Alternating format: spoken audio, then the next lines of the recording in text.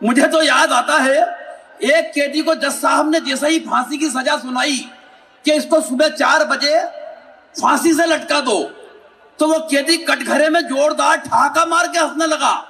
जज साहब ने कहा, मूर्ख, 4 बजे फांसी पे लटका दिया जाएगा और तू हंस रहा है?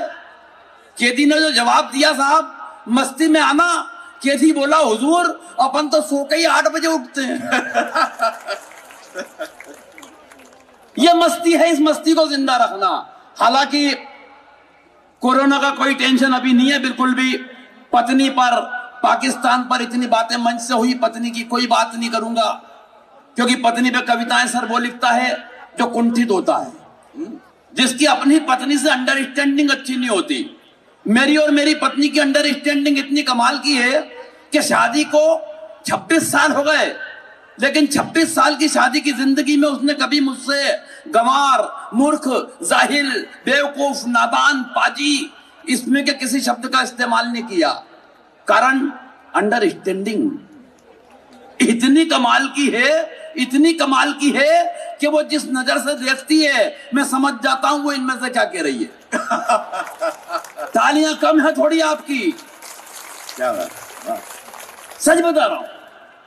मेरे सर आ गई एक दिन, बोले देखो अमिताभ बच्चन क्या गजब का एक्टर है, क्या गजब का कलाकार है, क्या गजब का आर्टिस्ट है। मैंने कहा क्या कर दिया?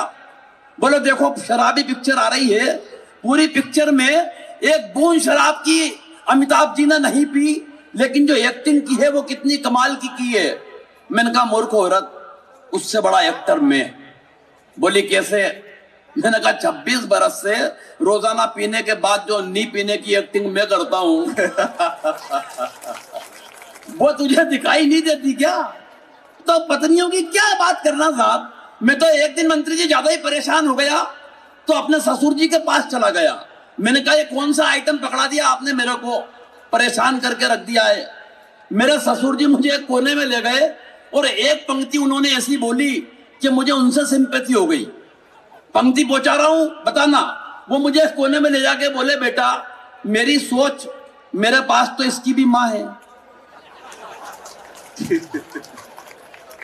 सच बता रहा हूं, क्या क्या टेंशन पत्नियों का। पाकिस्तान पर इतनी लंबी कविताएं क्यों भाई? पाकिस्तान को एक टिप्पणी दे रहा हूं। पाकिस्तान को खाली एक बात समझ लेना चाहिए कि जितने बजट में तेरे देश की जनसंख्या पल रही है ना, उतना बजट हिंदुस्तान में हम जनसंख्या को रोकने में खर्च कर देते हैं। उस पाकिस्तान का क्या लोड साहब। और पाकिस्तान का लोड तो हम जब लें जब हम अपने घर से फुर्सत पालें। हमें तो यहां आवाज आ जाती है, कोई चिल्ला देता है भारत तेरे टुकड़े होंगे। देखो वीर रस के कवि होते हैं, वो अपने हिसाब से फाइल निपटाते हैं। मुझे मिल गया वो, भारत तेरे टुकड़े होंगे करता हुआ तलवार घुमारा। मैंने आवाज लगाई, मैंने कहा हाँ। बोले क्या भाई साहब? मैंने कहा क्या करेगा? बोले भारत के टुकड़े। मैंने कहा मूर्ख, वो काम करना चाहता है जो हम 75 बरस पहले कर चुके हैं। मैंने कहा अभी एक बात बता, 500 रुपए कमाना चाहता है? तो उसने तलवार मेरे पांव पर रख दी। बोले हाँ भाई साहब। मैंने निकाला जेब से 2000 का नोट। मैंने कहा ये ले। बोले भाई साहब ये तो 2000 है। मैंने कहा 500 तू रख, 1500 मुझे वापस दे, मजे लेना साहब। बोले भाई साहब 1500 रुपए मेरे पास होते तो क्या मैं भारत के टुकड़े करता? अरे मैंने कहा बाजार जा छुट्टे करा के ला। यकीन जानना साहब, 1 घंटे बाद पसीने में तरबतर लथपथ होकर वापस आया। बोले भाई साहब कोई नहीं तोड़ रहा।